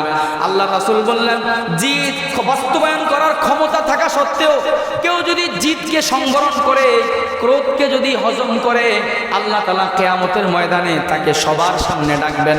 এই যে বিশাল মঞ্চ, কোটি কোটি মানুষের সামনে আল্লাহ তাকে ডাকবেন। আল্লাহ দেখে তাকে বলবেন, ও বান্দা, ওই যে দেখো, ওই যে ডান দিকে দেখা যায় হুরে ইনদের একটা জামাত দাঁড়িয়ে আছে, জান্নাতি রমণীদের সুন্দরী নারীদের একটা জামাত দাঁড়িয়ে আছে। তুমি ওই সুন্দরী নারীদের মধ্য থেকে একটাকে পছন্দ করো। তুমি যাকে পছন্দ করবা, তোমার সেই দিনের জিদ হজম করার কারণে আমি আল্লাহ তার সাথে তোমাকে বিয়া পড়াইয়া দেব। আপনি একদিন একবার একটা জিদ হজম করছেন, মানে একটা হুরে আইনের মালিক হয়ে গেছে। জিদ হজম করার দরকার আছে না নাই? জিদ উঠলেই খালি ঘুষি একটা মাইরা দিতে হবে, জিদ উঠলেই গালি একটা দিয়ে দিতে হবে? মেরে ভাই, এটা করেন না, এটা করেন না, এটা বিপদ।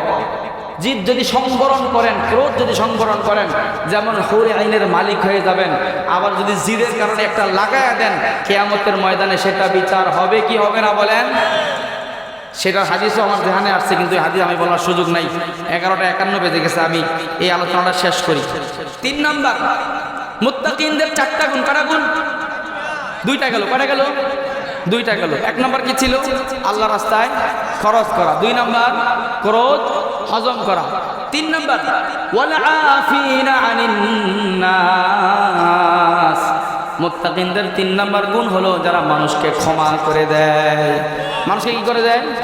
ক্ষমা করে দেয়, ক্ষমা করে দেয়। আহা, যে যত বেশি পারেন ক্ষমা করে দেন, যে যত বেশি পারেন মাফ করে দেন। দুনিয়াতে যে যত বেশি ক্ষমা করবে, কিয়ামতের ময়দানে সে আল্লাহর থেকে তত বেশি ক্ষমা লাভ। বলেন, আমরা সবাই চাই না আল্লাহ আমাদেরকে মাফ করে দেব? আমাদের ভুল আছে না নাই? কম না বেশি? বেশি ভুলের জন্য বেশি ক্ষমার দরকার আছে না? দুনিয়াতে যে যত বেশি মানুষকে ক্ষমা করবে, সে আল্লাহর কাছে তত বেশি ক্ষমা পাবে। আল্লাহর রাসূলের জীবনে ক্ষমা, এটা ছিল আল্লাহ রাসূলের একটা বিশেষ বৈশিষ্ট্য। আল্লাহ রাসূল কোনোদিন ব্যক্তিগত কারণে কারো থেকে প্রতিশোধ নেন নাই। আজকের পৃথিবীতে প্রতিযোগিতা একটা চলতেছে, প্রতিশোধের প্রতিযোগিতা, কে কত বেশি প্রতিশোধ নিতে পারে। এই যে ঈদের দিনকে কেন্দ্র করে কত জায়গায় মারামারি হলো। গতকাল আসতেছিলাম আমার এলাকায় চাঁদপুরে রাত্রেবেলা, এক এলাকা আরেক এলাকা, মানে এক এলাকার ছেলেরা রামদান ছুরি মুড়ি ইত্যাদি নিয়ে আরেক এলাকার গিয়া মানুষের ঘর বাড়ি কোবায় দিয়ে আসছে। এরা আবার প্রতিশোধ নেওয়ার জন্য দলবল জমায় আরেক এলাকায় গিয়া কোবায় দিয়ে গেছে।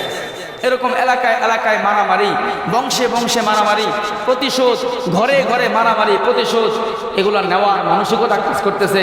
আল্লাহ রাসূল বললেন, তুমি প্রতিশোধ নিও না, তুমি ক্ষমা করে দাও। আল্লাহ রাসূলের কাছে সাহাবী জিজ্ঞাসা করলেন, ইয়া রাসূলুল্লাহ, আমাদের খাদেমরা অনেক সময় আমাদেরকে কষ্ট দেয়, কর্মচারীরা কষ্ট দেয়, কি পরিমাণ ক্ষমা করব? আল্লাহ রাসূল বললেন, তুমি আল্লাহর কাছে যেই পরিমাণ ক্ষমার আশা করো ওই পরিমাণ ক্ষমা, যেই পরিমাণ তুমি আল্লাহর কাছে আশা করো। তা আল্লাহর কাছে আমরা কি অল্প ক্ষমা চাই না বেশি ক্ষমা চাই? যে যেই পরিমাণ ক্ষমা করবে। এখন অনেকে আসে বলে, হুজুর আপনি বুঝতেন না, এমন কষ্ট দিছে এটা মাফ করণ যায় না, ওই আমার এমন জ্বালান জ্বালাইছে, সবারে মাফ করলেও এরে মাফ করণ যায় না। আমার ভাইয়েরা, আপনারা বলেন ইউসুফ আলাইহিস সালামের ঘটনা আল্লাহ তাআলা কোরআনের মধ্যে বলছে। আপনি ইউসুফ আলাইহিস সালামের ঘটনা আমি যদি সময় থাকে আর কখনো যদি সাক্ষাৎ হয় আপনাদেরকে শোনাবো। ইউসুফ আলাইহিস সালামের ভাইয়েরা তাকে যেই পরিমাণ কষ্ট দিছে, আপনার কোনো আত্মীয় স্বজন আপনারা ওই পরিমাণ কষ্ট দিছে? ইউসুফকে মারার জন্য কূপের মধ্যে, অন্ধকার কূপের মধ্যে ফেলে দিয়েছে। কূপ থেকে ওঠার পরে স্বাধীন একটা বাচ্চা, চাঁদের টুকরো একটা সন্তানকে গোলাম হিসাবে বিক্রি করে দিছে এবং তাকে চোর আখ্যা দিয়েছে। সেই ইউসুফ আলাইহিস সালাম যখন খেলার দায়িত্বে বসলেন, যখন মিশরের শাসক হলেন, ভাইদের সাথে যখন সাক্ষাৎ হলো, ভাইদেরকে বললেন, লা তাসরিবা আলাইকুমুল ইয়াউম, আজকের দিনে তোমাদের ব্যাপারে আমার কোনো অভিযোগ নাই। সুবহানাল্লাহ। আল্লাহ রাসূলকে মক্কার কাফেররা 21 বছর কষ্ট দিয়েছে। কয় বছর? 13 বছর মক্কায় ছিলেন। 13 বছরে আল্লাহ রাসূল কোনোদিন স্থির হয়ে বসতে পারে নাই, কোনোদিন শান্তিতে ঘুমাইতে পারে নাই। সাহাবায়ে কেরামের উপর নির্যাতন, আল্লাহ রাসূলের উপর নির্যাতন। আল্লাহ রাসূল তাদের নির্যাতন থেকে বাঁচার জন্য মক্কা ছেড়ে মদিনায় চলে গেছেন। মদিনায় গিয়ে 8 বছর পর্যন্ত একটা বছর স্থির থাকতে পারেন নাই। বদরের যুদ্ধ, উহুদ যুদ্ধ, খন্দকের যুদ্ধ, হুদায়বিয়ার সন্ধি, একের পর এক যুদ্ধ বাজায় রাখছে। 21 বছর আল্লাহ রাসূলকে কষ্ট দিয়েছে। মক্কা বিজয়ের 2 বছর আগে আল্লাহ রাসূল মাত্র কয়েকদিনের জন্য মক্কায় আসতে চাইছে, বাইতুল্লাহর জিয়ারত করতে চাইছে, আল্লাহ রাসূলকে আসতে দেয় নাই। 21 বছর আল্লাহ রাসূলকে যারা কষ্ট দিয়েছে, আল্লাহ রাসূল যেদিন মক্কা বিজয় করে বাইতুল্লাহে প্রবেশ করলেন, তখন মক্কার সব মানুষগুলো ভীত সন্ত্রস্ত ভয়ে কাঁপতেছে। আল্লাহ রাসূল বাইতুল্লাহর সামনে দাঁড়ায়া বললেন, মা যান্নুকুম আন্নী ফাইলুম বিকুমুল ইয়াউম, ও মক্কাবাসী, আমি মুহাম্মদের ব্যাপারে আজকে তোমাদের কি ধারণা, আমি তোমাদের সাথে কি আচরণ করব? তারা বলল, আমাদের সামনে 21 বছরের ইতিহাস আছে, 21 বছরে আমরা আপনাকে কি পরিমাণ কষ্ট দিয়েছি আমরা জানি। যদি আমাদের সেই ইতিহাসের দিকে তাকাই, ক্ষমার কোনো আশা নাই, কিন্তু আমরা জানি আনতা কারীমুন ওয়া ইবনু আখিন কারীমিন, কিন্তু আমরা জানি আপনি সম্ভ্রান্ত, আপনি অনেক উদার, আপনি অনেক মহৎ, আপনি অনেক কোমল। আপনার সেই কারণের কারণে, উদারতার কারণে আমরা আপনার কাছে ক্ষমার আশা করতেছি। আল্লাহ রাসূলের সামনে 21 বছরের নির্যাতনের ইতিহাস আল্লাহ রাসূলের সামনে। আল্লাহ রাসূল বললেন, ইযহাবু ফাআনতুমুত তুলাকা লা তাসরিবা আলাইকুমুল ইয়াউম, যাও মক্কাবাসী, তোমাদের সকলের অপরাধগুলো, নির্যাতনগুলো আমি আজকে ক্ষমা করে দিলাম, তোমাদের উপরে কোনো অভিযোগ নাই। আল্লাহ রাসূলকে মক্কাবাসী যত কষ্ট দিয়েছে, আপনার আত্মীয় স্বজন কি আপনাকে তার চাইতে বেশি কষ্ট দিয়েছে? কি কন? আল্লাহ রাসূলের চাচা হামজা, হামজাকে শহীদ করা হয়েছে। শরীরটাকে চিনার মতো উপায় নাই, বক্ষ বিদীর্ণ করে ভেতর থেকে কলিজা বের করে আবু সুফিয়ানের স্ত্রী হিন্দা আল্লাহ রাসূলের চাচার কলিজাটাকে দাঁত দিয়া চাবাইছে, কামড়াইছে, এরকম টুকরা টুকরা করেছে। আল্লাহ রাসূল হামজার লাশের দিকে তাকায় স্থির থাকতে পারেন না, চোখের পানি ঝরঝর করে পড়েছে। হিন্দার চেহারার দিকে আল্লাহ রাসূল যখন তাকাইছেন, সঙ্গে সঙ্গে চাচা হামজার কথা মনে পড়ে গেছে যে এই হিন্দা আমার চাচা হামজার কলিজা চাবাইছে। আল্লাহ রাসূল সেই হিন্দাকেও মাফ করে দিয়েছে। আল্লাহ রাসূলের পুরো জীবনের মধ্যে ক্ষমা আর ক্ষমা। আমরা এই মজলিসের মধ্যে এখনই আমরা সিদ্ধান্ত নিয়ে নেই, যার সাথে যাদের মারামারি হয়েছে, ঝগড়া হয়েছে, স্বাস্থ্য ভাইদের সাথে, জ্যাঠাতো ভাইদের সাথে, শ্বশুর বাড়িওয়ালাদের সাথে, কিগণ এরকম আরো যত ধরনের প্রতিবেশীদের সাথে যার সাথে মারামারি হয়েছে, ঝগড়া হয়েছে, যদিও সে আমার উপর জুলুম করেছে, আমি আল্লাহর জন্য সবাইকে মাফ করে দিই। দিছেন তো মাফ করে সবাই রে? আজকে আল্লাহর জন্য সবাইকে মাফ করে দিলাম। মুত্তাকিনদের কয় নাম্বার গুণ? 3 নাম্বার গুণ। কয় নাম্বার গুণ? 3 নাম্বার গুণ হলো আফিনা আনিন নাস আল্লাহু ইউহিব্বুল মুহসিনিন। আল্লাহ তাআলা যারা যাদের মধ্যে এই গুণগুলো আছে তারা হলো আল্লাহ তাআলার অনুগ্রহশীল বান্দা। আল্লাহ তাআলা তাদেরকে অনেক মহব্বত করেন, আল্লাহ তাআলা তাদেরকে অনেক ভালোবাসেন। এই 3টা গুণ। আর 4 নম্বর গুণ আল্লাহ বলতেছেন ওয়াল্লাযীনা ইযা ফাআলু ফাহিশাতান আও যালামু আনফুসাহুম। মুত্তাকিনদের 4 নম্বর গুণ, যদি তাদের দ্বারা কোনো গুনাহ হয়ে যায়, তাদের দ্বারা যদি কোনো নাফরমানি হয়ে যায়, তারা যদি নিজেদের উপরে কোনো জুলুম করে, যাকারুল্লাহ, এরপরে আল্লাহর কথা যদি স্মরণ হয়, ফাস্তাগফারু লিযুনুবিহিম, তারা সঙ্গে সঙ্গে তাদের গুনার জন্য আল্লাহর কাছে ক্ষমা চায়। মুত্তাকিনদের 5 নম্বর গুণ। 4 নম্বর গুণ, তাদের যদি কোনো গুনাহ হয়ে যায়, আল্লাহর কথা স্মরণ করে আল্লাহর কাছে কি চায়? ক্ষমা চায়। আল্লাহ বললেন ওমাই ইয়াগফিরুয যুনুবা ইল্লাল্লাহ, আল্লাহ ছাড়া কে গুনাহ ক্ষমা করবে? আল্লাহ ছাড়া তো ক্ষমা করার কেউ নাই। মুত্তাকিনদের 4 নম্বর গুণ হলো অপরাধ হয়ে গেলে অনতিবিলম্বে দেরি না করে সঙ্গে সঙ্গে আল্লাহর কাছে ক্ষমা চায়। আল্লাহ বললেন যারা এরকম ক্ষমা চাইবে, এই 4 গুণ যাদের মধ্যে থাকবে, উলাইকা জাযাউহুম মাগফিরাতুম মির রাব্বিহিম, তারা হলো এমন মানুষ, তাদের জন্য রয়েছে তাদের রবের পক্ষ থেকে মহা পুরস্কার। মাগফিরাতুম মির রাব্বিহিম, তাদের রবের পক্ষ থেকে ক্ষমা। ওয়া জান্নাতুন, এবং এমন জান্নাত তাজরি মিন তাহতিহাল আনহার খালিদিনা ফিহা, যে জান্নাতের তলদেশ দিয়ে নহর সমূহ প্রবাহিত হবে, জান্নাতের তলদেশ দিয়ে ঝর্ণা সমূহ প্রবাহিত হবে, তারা সেখানে চিরকালের মধ্যে থাকবে।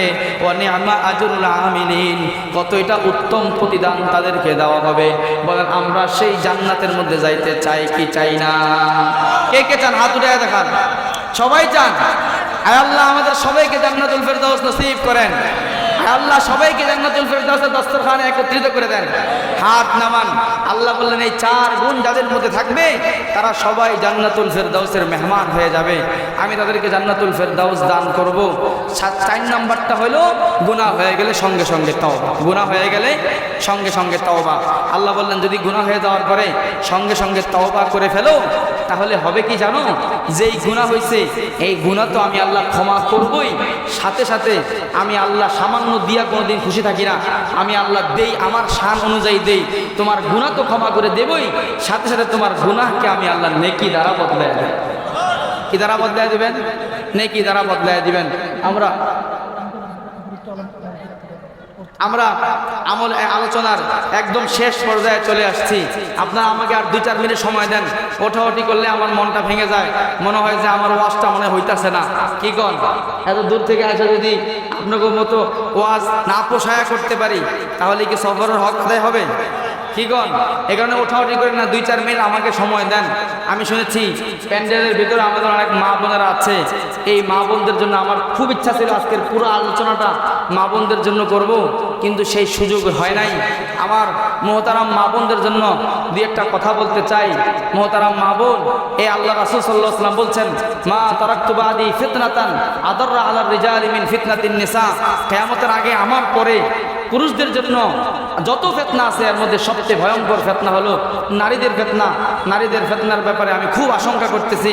আজকের পৃথিবীতে এই যে যা অবস্থা নারীদের চলতেছে, আমরা দেখতেছি পুরো নারীরা আজকে ফিতনার একটা পুরা বহিঃপ্রকাশ হিসেবে সমাজের মধ্যে চলাফেরা করতেছে। একজন নারীর কারণে কতগুলো পুরুষ জাহান্নামে যাবে। ওই নারীর বাবা, ওই নারীর বড় ভাই, ওই নারীর সন্তান, ওই নারীর স্বামী, 4 জন পুরুষ জাহান্নামে যাবে একজন বেপরদা নারীর কারণে। হারামাল্লাহুল জান্নাতা আলা সালাতিন, আল্লাহ রাসূল বলেছেন 3 জনের জন্য আল্লাহ তাআলা জান্নাতকে হারাম করে দিয়েছেন।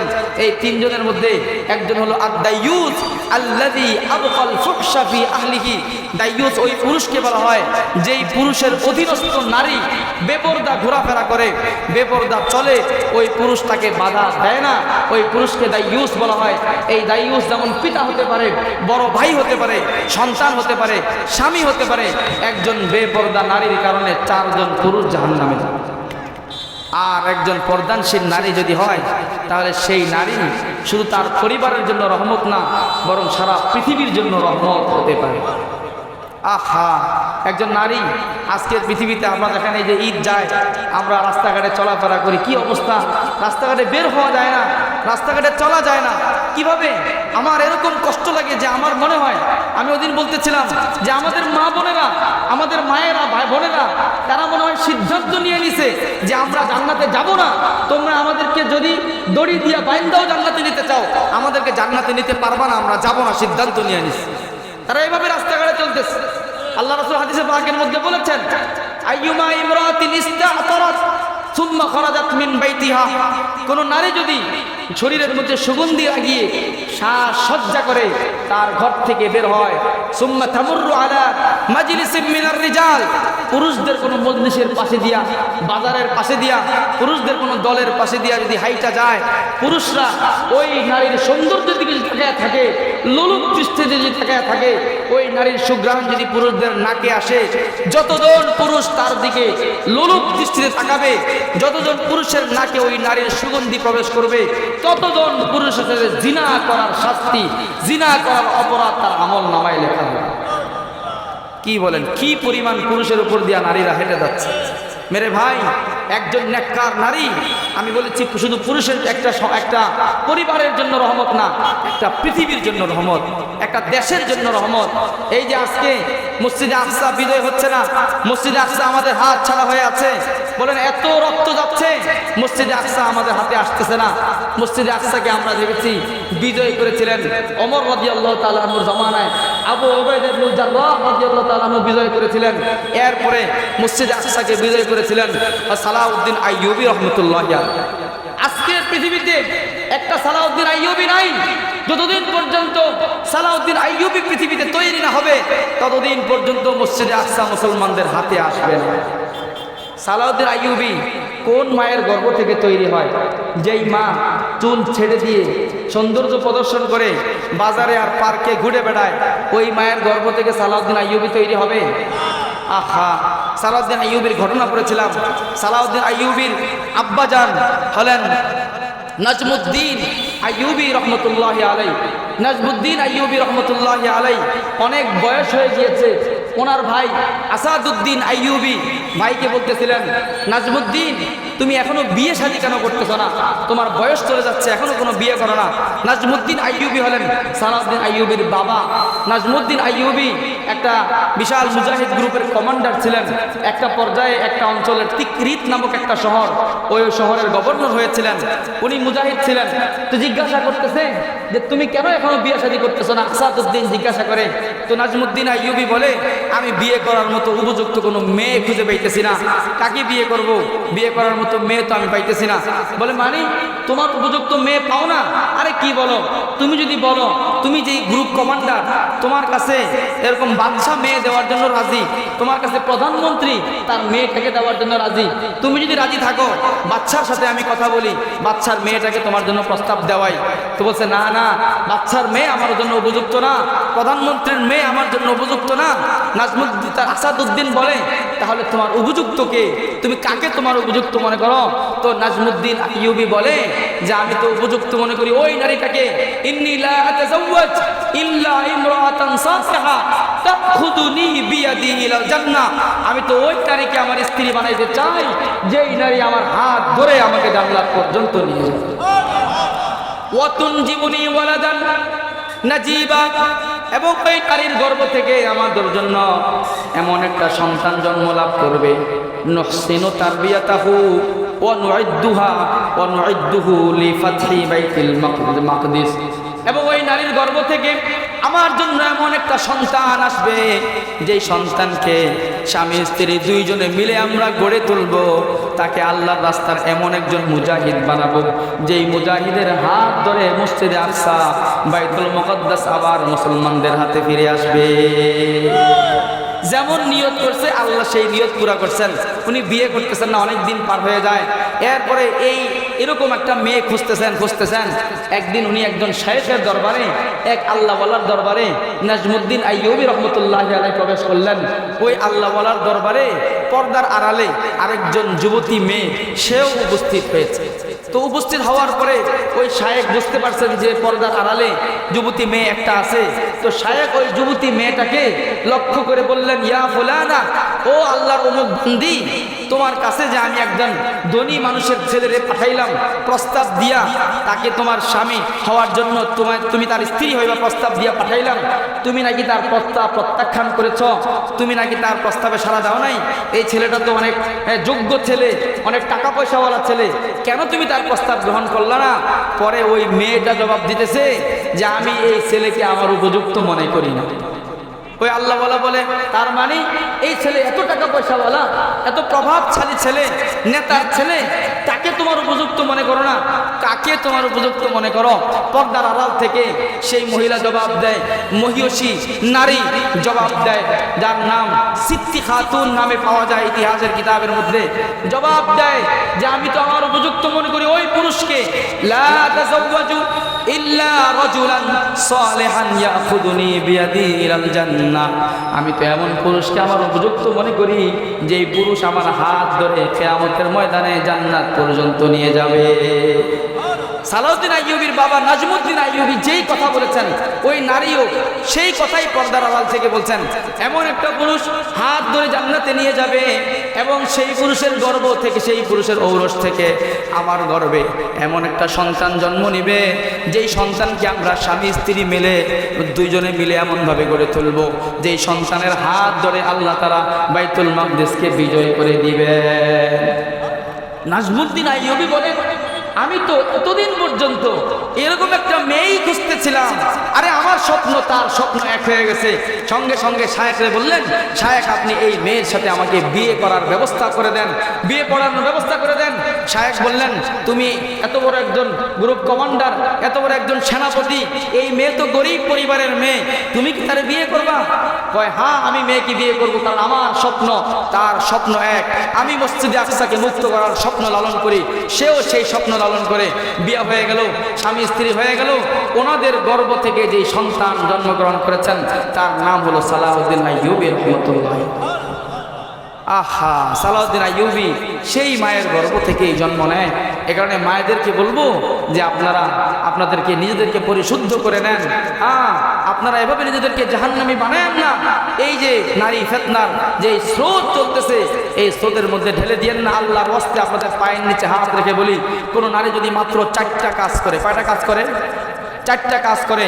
আল্লাহ তাআলা, আল্লাহ রাসূল বলে দিয়েছেন, কিয়ামতের ময়দানে আল্লাহ তাআলা জান্নাতের 8টা দরজা তার জন্য খুলে বলবেন, এই 8 দরজা যেটা দিয়ে তোমার পছন্দ জান্নাতে চলে যাবে।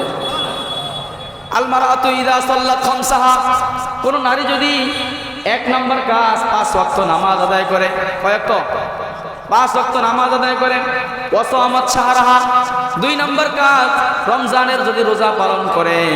ও আহসানাত ফারজাহা, 3 নম্বর যদি পর্দা রক্ষা করে। কি রক্ষা করে? পর্দা রক্ষা করে। 1 নম্বর কাজ 5 ওয়াক্ত নামাজ, 2 নম্বর রমজানের রোজা, 3 নম্বর যদি পর্দা রক্ষা করে, নিজের শরীরকে পর পুরুষের সামনে যদি প্রকাশ না করে। 4 নম্বর কাজ ও আতাআত বালাহা, স্বামীর আনুগত্য করে। স্বামীর কি করে? আনুগত্য করে। কোন নারী যদি এই 4টা কাজ করে, দাখালাত মিন আইয়ি আবওয়াবিল জান্নাতি শাআত, জান্নাতের 8 দরজার যে কোনো এক দরজা দিয়ে ইচ্ছা সে জান্নাতে প্রবেশ করতে পারে। আমার মায়েরা, আপনারা